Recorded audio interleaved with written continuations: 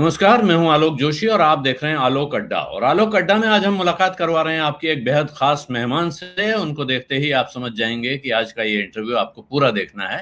लेकिन उनसे मिलवाऊं उससे पहले एक छोटी सी अपील आपसे करूंगा। अगर अभी तक आपने मेरा यूट्यूब चैनल वन आलोक जोशी सब्सक्राइब नहीं किया है तो सब्सक्राइब का बटन दबाना और घंटी बजाना न भूलें। ये बातचीत आपको पसंद आए, जो कि मुझे उम्मीद है कि आएगी ही, तो इस वीडियो को लाइक भी करें, अपने मित्रों परिचितों के साथ शेयर भी करें। और अगर आप सत्यहिंदी.com पर इसे देख रहे हैं तो इस वीडियो के डिस्क्रिप्शन बॉक्स में एक लिंक है जिसके जरिए आप सत्य हिंदी के सदस्य बन सकते हैं। सत्य हिंदी के सदस्य बनकर उसके लिए भुगतान करके आप न सिर्फ सत्य हिंदी टीम की मदद करते हैं, बल्कि उस पत्रकारिता को जिंदा रखने में एक महत्वपूर्ण भूमिका निभाते हैं, जिस पत्रकारिता की, जिस सच की आवाज की आज की तारीख में हमको भी बहुत जरूरत है और आपको भी।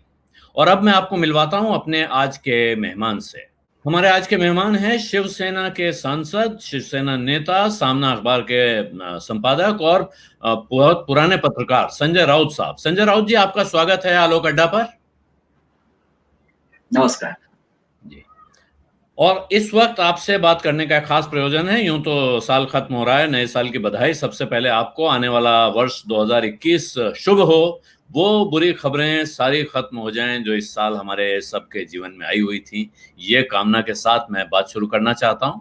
आपके साथ लगातार यूं तो कंट्रोवर्सीज जुड़ी रहती हैं, पत्रकार होने के नाते भी और राजनेता होने के नाते भी।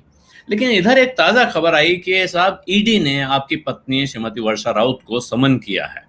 क्या किस्सा है, कुछ समझाएंगे? ये किस्सा तो भारतीय जनता पार्टी के लोग ज्यादा समझा सकते हैं क्योंकि उनको ही मालूम है। या ईडी को लोग जो है जिसने नोटिस भेजी है, देखिए हम भी आप जैसे एक मिडिल क्लास फैमिली के ही सदस्य हैं। अभी भी हम इतने साल से सांसद हैं या एडिटर है या और कुछ काम कर रहे, लेकिन हम मिडिल क्लास मेंटालिटी के लोग हैं। हम कोई उद्योगपति व्यापारी नहीं है। अब ईडी ने एक नोटिस भेजा है तो हमको बहुत मजा आता है उसमें। कोई हम 10-12 साल पहले हमारे फैमिली मेंबर से एक लोन लिया था घर खरीदने के लिए। वो कोई भी ले सकता है, आप भी ले सकते हैं। घर खरीदना है, 50 लाख का लोन है। और ये 50 लाख हमने मेरे राज्यसभा के एफिडेविट में 2 बार दिखाया भी है कि लोन है। ये इनकम टैक्स को भी दिखाया है, ये लोन है और हमारे फैमिली मेंबर से लिया है। और 10-12 साल पहले वो फैमिली मेंबर जो हमारा है, वो जो एचडीआईएल कंपनी है उनके साथ जुड़ा था। अब 10 साल पहले किसको मालूम था ये एचडीआईएल वाले का कोई ऐसा समस्या होने वाली है, प्रॉब्लम होने वाली है। अब लोगों ने मोदी जी को जब वोट दिया तो जनता को क्या मालूम था कि 6 साल बाद मोदी जी, जो पहले वाले मोदी जी नहीं रहेंगे, जो हमने ये आश्वासन दिए थे 14 लाख दूंगा, 15 लाख दूंगा बैंक में।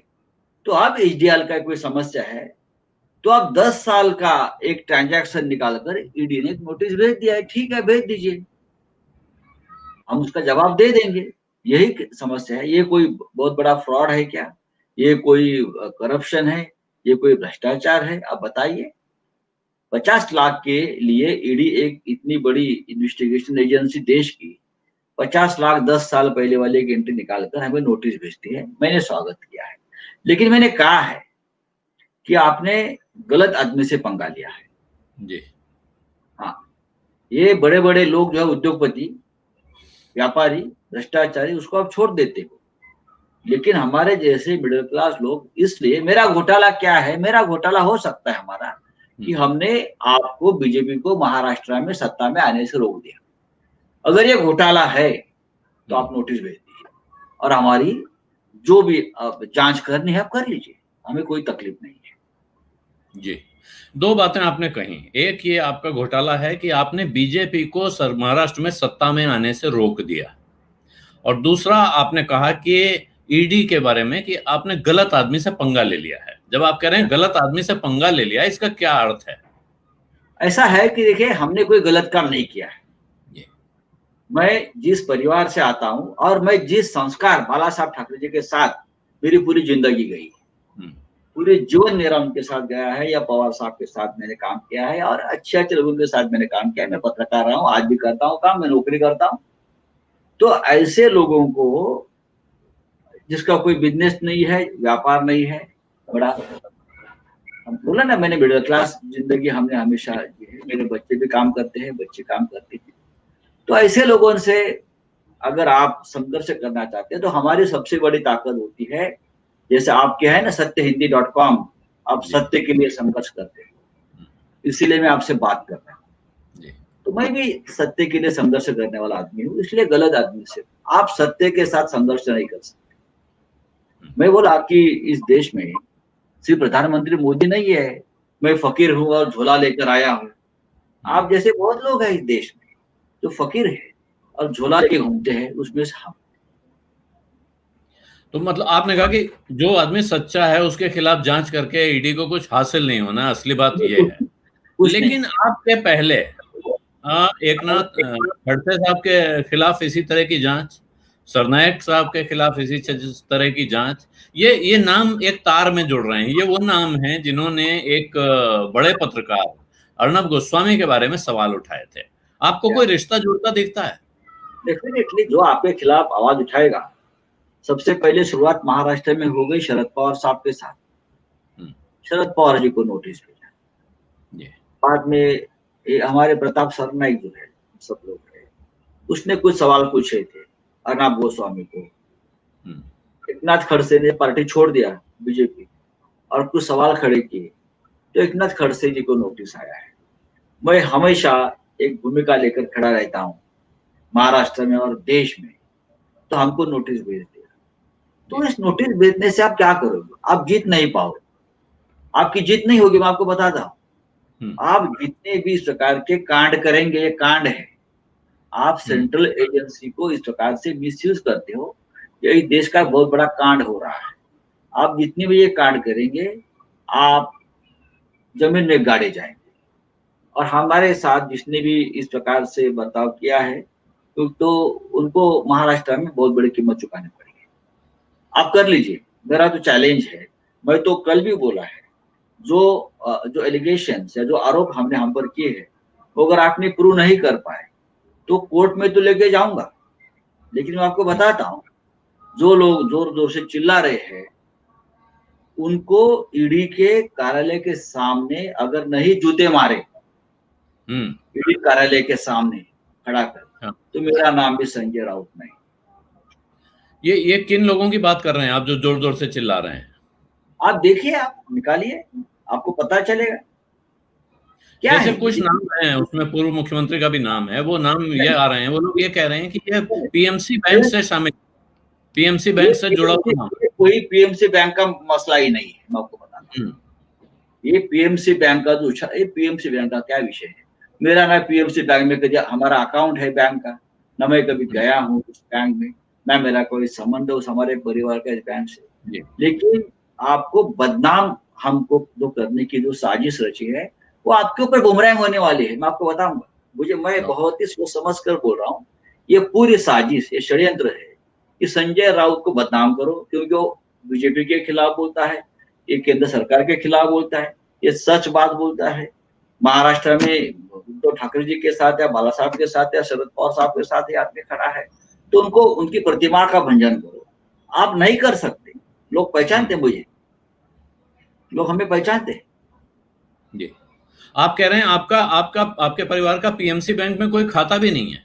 कोई खाता नहीं, कोई ये नहीं। लोन भी पीएमसी बैंक से नहीं लिया गया है?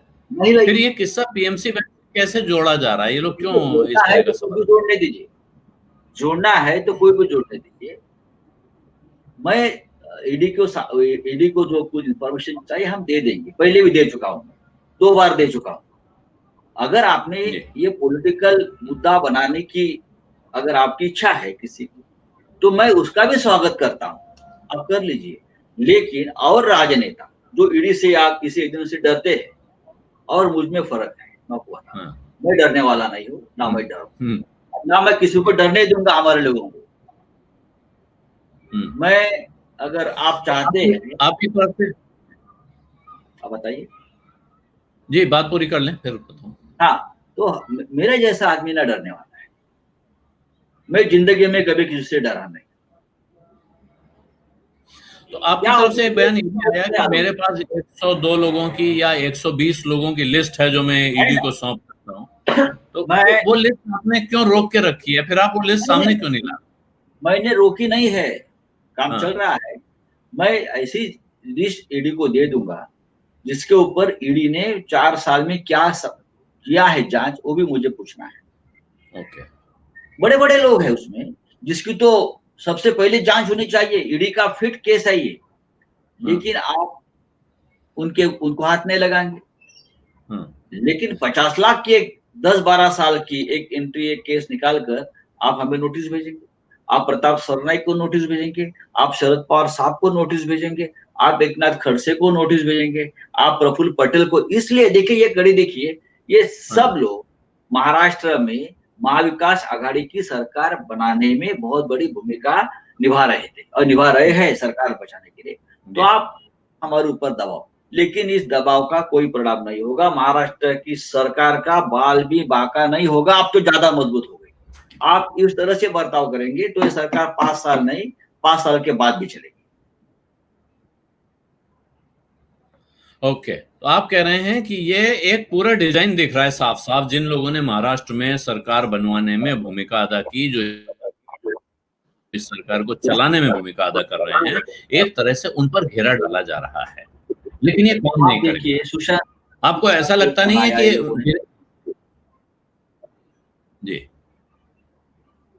सुशांत एक मसला उठा दिया, क्या हो गया? 6 महीने हो गया, सीबीआई क्या कर रही है? सीबीआई ने अब तक ये नहीं बताया एक सुसाइड है या हत्या है। आपने सीबीआई को लाया ना ढोल नगारे बजा के। हाँ, सुशांत सिंह केस में भी हमारे ऊपर आपने आरोप किए, उद्धव ठाकरे जी के ऊपर आरोप किए, हमारे ऊपर आरोप किए, हमारे और लोगों के ऊपर आरोप किए, मुंबई पुलिस को माफिया कहा।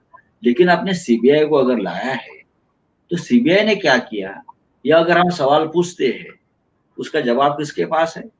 बताइए। सेंट्रल एजेंसी का दुरुपयोग आप कब तक करो?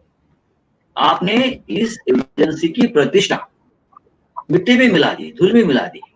एक जमाने में सीबीआई को और ईडी को लोग आदर से देखते थे, रिस्पेक्ट करते थे, डरते भी थे। आज डर नहीं रहा है। आप तो लगता है आपके पाले हुए बंदर है, ये तोता है।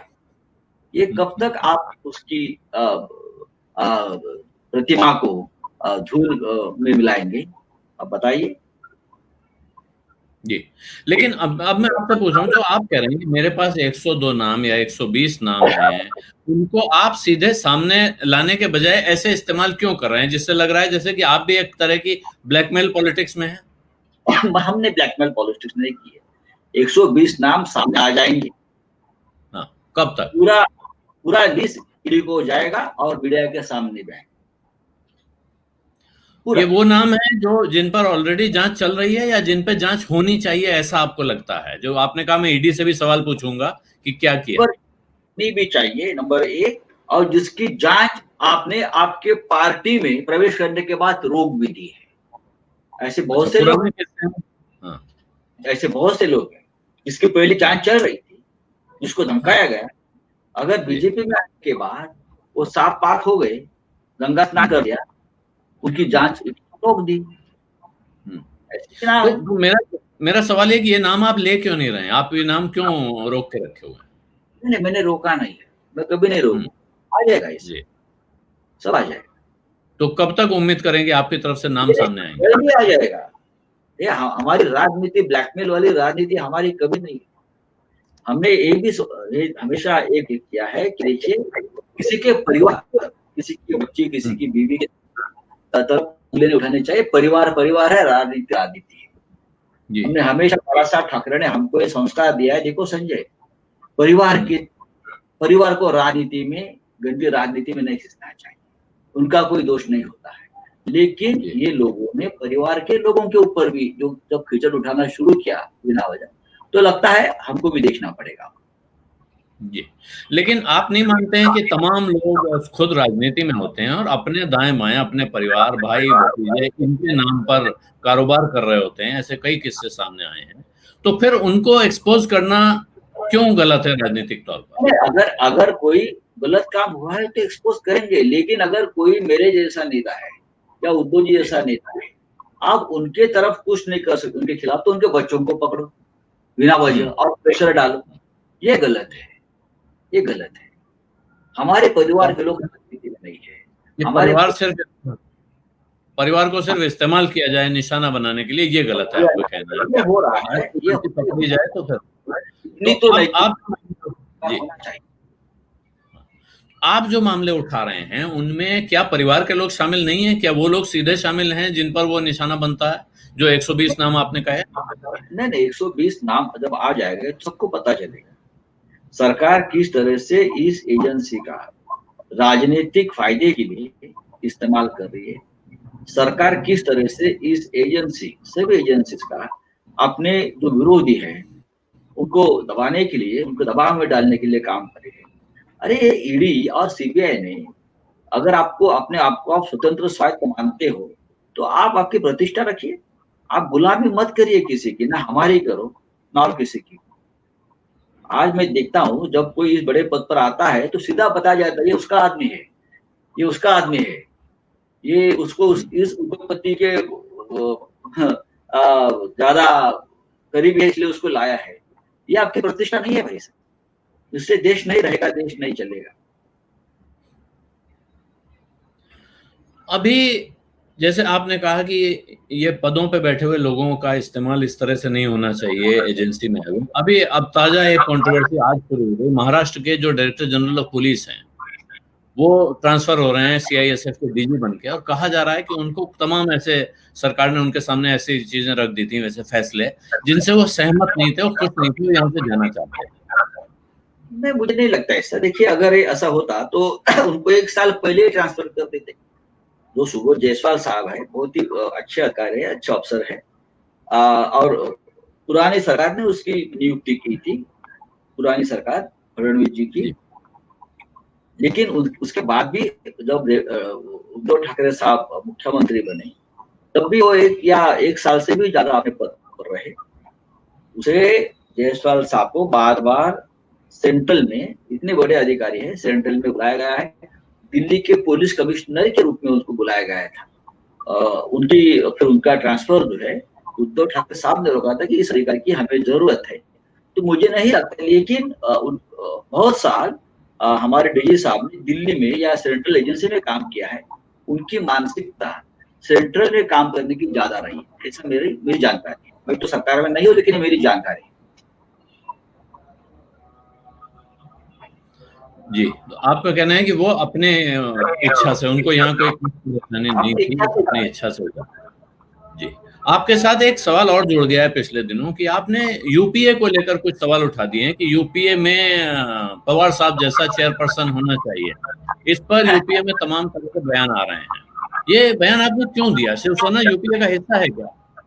देखिए, हम शिवसेना यूपीए का हिस्सा नहीं, हम एनडीए का भी हिस्सा नहीं है।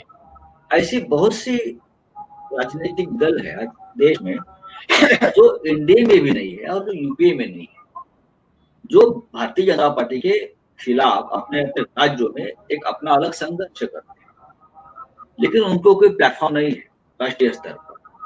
वो यूपी में नहीं आना चाहते। मेरा एक मानना है, ये सब लोग अगर मोदी जी के नहीं, लेकिन बीजेपी के खिलाफ एक मोर्चा बनाना चाहते हैं तो यूपीए में आना चाहिए। कांग्रेस के नेतृत्व वाली यूपीए में ये सब, इसलिए मैंने कहा कि अगर यूपीए ने अपना रिस्ट्रक्चर किया, मैं ये नहीं कहूंगा कि कांग्रेस को चेयरपर्सन नहीं बनना चाहिए, ये मेरा अधिकार नहीं है। लेकिन अगर कोई बुजुर्ग नेता यूपीए के साथ जुड़ जाता है तो बहुत से लोग हैं, ममता बनर्जी है, जगनमोहन रेड्डी है, तेलंगाना के चंद्रशेखर राव है, नवीन पटनायक है, साउथ के बहुत सी पॉलिटिकल पार्टी है, कर्नाटक की है, ये सब लोग यूपीए से जोड़ सकते हैं। अगर हमको अंतरराष्ट्रीय स्तर पर बीजेपी के खिलाफ एक मोर्चा बनाना है तो हमारे पास क्या है सर, हम बिखरे हुए लोग हैं। जब तक ये मजबूत विरोधी दल नहीं बनेगा तो हम कैसे फाइट करेंगे? तो यही मेरा मुद्दा है। आज इस देश में शरद पवार एक ऐसा नाम है जिस नाम के साथ ये सब लोग जोड़ सकते हैं। ये भूमिका तो मैंने जरूर दी है, लेकिन सबने सोचना चाहिए, कांग्रेस ने भी सोचना चाहिए। मैं क्या बोल सकता जी, एक सवाल इसके साथ उठता है कि शिवसेना लगातार एक हिंदुत्व की पार्टी के तौर पर देखी जाती है कि ये व्यापक हिंदू एकता की पार्टी रही है और वो इसका पैरोकारी करती रही है, और भारतीय जनता पार्टी के साथ आपका लगातार संबंध जो वर्षों रहा उसकी बुनियाद भी वही थी। आज की तारीख में ऐसा क्यों है कि ये दोनों पार्टियां एक धारा में खड़ी होते हुए अलग अलग हो गई? अब हो गया, वो इतिहास हो गया। लेकिन हमने हमारी जो भूमिका है हिंदुत्व की, हम न छोड़ेंगे न छोड़ने वाले। हम हिंदुओं की पार्टी है, हम हिंदुत्व से जुड़े रहेंगे।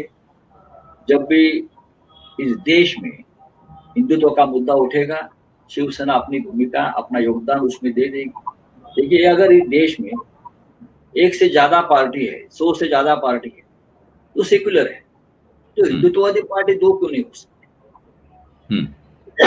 ये किसी की मोनोपोली नहीं है कि हम ही हिंदुत्ववादी हैं। जो बीजेपी के साथ नहीं है उनका हिंदुत्व से कोई नाता नहीं है। हम भी है, हमने भी संघर्ष किया है, हमने भी त्याग किया है, हमारे साथ भी लोग जुड़ना चाहते हैं। हम भी रहेंगे, आप भी रहिए। आखिरी सवाल संजय जी, ये किसान आंदोलन जो चल रहा है, इसका आप कोई हल देखते हैं और इस पर आपकी राय क्या है? नहीं, देखिए, अगर सरकार चाहती तो ये 24 घंटे में हल निकल जाता। केंद्र की सरकार चाहती, अगर लाखों किसान आज 40 दिन हो रहे, आज या कल हो जाएंगे 40 दिन, ये सबसे बड़ा आंदोलन देश का है किसानों का अब तक का। और सरकार के मन में अगर थोड़ी भी दया है, थोड़ी भी सद्भावना है, तो सरकार अगर 2 कदम पीछे आती है, अपना अहंकार छोड़ देती है किसानों के लिए, तो ये सरकार का कद बड़ा हो। अब बाद में देखिए क्या करना है, क्या नहीं करना चाहिए। 3 किसान कानून के खिलाफ अगर किसानों की एक भूमिका है, तो मुझे लगता है कि किसानों की आवाज सरकार ने सुननी चाहिए। बाद में किसानों का मत परिवर्तन आप कर सकते हैं। अब बात तो करिए ठीक से। प्रधानमंत्री मोदी जी अगर खुद बात करते किसानों से, तो मुझे विश्वास है कि किसान उनकी बात मानते। मोदी जी का कद बहुत बड़ा है, मोदी जी के पास वो कन्विंसिंग पावर है, लेकिन ये नहीं हो रहा। उसका मतलब सरकार भी पंजाब के किसानों को अपने दिल में जगह नहीं देना चाहती। कुछ अलग उनके दिल में चल रहा है। जी, आप ये मानते हैं कि ये पंजाब के किसान हैं, या आपको लगता है कि देश के बाकी किसान भी दिल से जुड़े हुए हैं इस आंदोलन में? हाँ, डेफिनेटली पंजाब के किसान एक प्रातिनिधिक रूप में बैठे हैं, लेकिन देश के किसान उनके साथ जुड़े हैं, वो हमारे प्रतिनिधि हैं। हम भी महाराष्ट्र के किसान हैं, हम भी उनसे जुड़े, हमारी भावना है उनके साथ। हम भी जाकर आते हैं, हमारे भी महाराष्ट्र के 1-2 हजार किसान वहां बैठे हैं, दर दिन हमसे संपर्क करते हैं।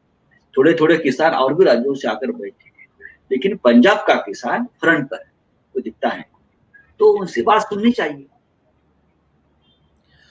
आखिरी सवाल पूछ चुका हूं, लेकिन फिर एक लोभ नहीं रोक पा रहा हूं, एक आखिरी सवाल पूछ के खत्म करूंगा।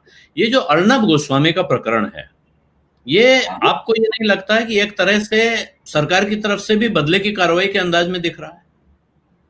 मुझे नहीं लगता है बदले की कार्रवाई है या नहीं है। जो है वो है। जर्नलिज्म हम भी करते हैं, जर्नलिज्म आप भी करते हैं। जर्नलिज्म के भी कुछ उसूल होते हैं। जर्नलिज्म सुपारी की क्या बोलते हो, सुपारी वाला जर्नलिज्म नहीं होता है। और आज या कल या कभी भी सरकार के ऊपर अगर कोई क्रिटिसाइज करता है तो उसको स्वीकार लेना चाहिए। ये डेमोक्रेसी, हमारे ऊपर तो बहुत लोग क्रिटिसाइज करते हो, आप भी कर सकते हैं और भी। लेकिन आपकी मनीषा क्या है, आप ये किसके लिए कर रहे हो? आप राजनीतिक मोहरा बनकर अगर राज्य के मुख्यमंत्री के खिलाफ अभद्र शब्दों में टिप्पणी करेंगे तो लोग रिएक्ट हो जाएंगे। यहाँ जो महाराष्ट्र के राज्यकर्ता बैठे हैं, वो तो लोकतंत्र में उनको भी अधिकार है, संविधान ने उनको भी कुछ अधिकार दिया है। उनकी प्रतिष्ठा अगर आप नहीं रखेंगे, आप तो मालिक नहीं है, जनता मालिक है, तो जनता हमको पूछती है कि आप क्या कर रहे हो। तो ऐसा है कि शीशे के घर में जो रहते हैं दूसरे पे पत्थर नहीं फेंका करते, एक उसूल है। अगर आप हमारे कांच पर पत्थर मारोगे तो आप भी कांच के घर में रहते हो। अगर सरकार ने कानून के दायरे में कोई कार्रवाई की है, कानून के दायरे में सरकार ने कोई भी बेकायदा काम नहीं किया है, पुलिस ने हमारे, आप पुलिस को माफिया बोलेंगे, आप पुलिस को गुंडे बोलेंगे और वही पुलिस की सिक्योरिटी लेकर आप घूमेंगे, तो आपकी नैतिकता कहाँ है? जर्नलिज्म इस देश का एक महत्वपूर्ण स्तंभ है। आज न्यायालय या और कोई जगह पे लोगों को न्याय नहीं मिलता। लोग आज भी चाहते हैं कि पत्रकारिता एक ऐसा स्तंभ है जहाँ जाकर मैं मेरी आवाज उठा सकता हूँ। मैं इतने साल से राजनीति में हूँ, लेकिन आज सुबह आकर मैं सामना में बैठा हूँ, मुझे लगता है कि मैं यहाँ आकर काम करना चाहिए। ये मेरी पहचान है। लोग यहाँ आते हैं मुझे मिलने के लिए। ये मैं उसका मालिक नहीं हूँ, जनता मालिक है। जनता बंद कर देंगे हमारी दुकान अगर मैं ठीक से काम नहीं किया। लेकिन आपने जर्नलिज्म की प्रतिष्ठा पूरी तरह से खत्म कर दी है। तो आपको जो आपने जो किया है कर्म, उसके फल तो आपको मिलेंगे, जो कोई भी हो। मैं किसी व्यक्ति का नाम नहीं लूंगा। अगर मैंने गलत काम किया है पत्रकार के रूप में तो मुझे भी सजा मिलनी चाहिए। उद्धव ठाकरे जी के आने के बाद से क्या शिवसेना कुछ संयमित ज्यादा हो गई है? लोग कह रहे हैं शिवसेना अगर अपने रंग में होती तो ये नौबत ही नहीं आती। आपकी बात सही है। आपकी बात सही है। जब हमारी जैसी पार्टी, संघर्ष करने वाली, सड़क पर उतरकर काम करने वाली पार्टी, लड़ने वाली पार्टी सत्ता पे आती है तो हमारे जैसे लोगों को बहुत तकलीफ होती है, क्योंकि हमारा जो आत्मा है वो विरोधी दल का आत्मा है। हम लड़ने वाले लोग हैं, तो थोड़ा संयम हम रखते हैं, हमारे लोग रखना पड़ता है। संयम रखना बहुत मुश्किल होता है कभी कभी, लेकिन रखना पड़ता है। सरकार है, सत्ता है, कोई उसूल होते हैं सत्ता के। धन्यवाद संजय जी, आपने समय निकाला, बहुत अच्छी बातचीत की और एक बार फिर आपको नए साल की बधाई। और ये उम्मीद करूंगा कि ये नया साल 2021 कम से कम वो तकलीफें वापस सामने लेकर ना आए जो बीते साल 2020 में हम सबके सामने आकर खड़ी हुई थी। धन्यवाद, नमस्कार।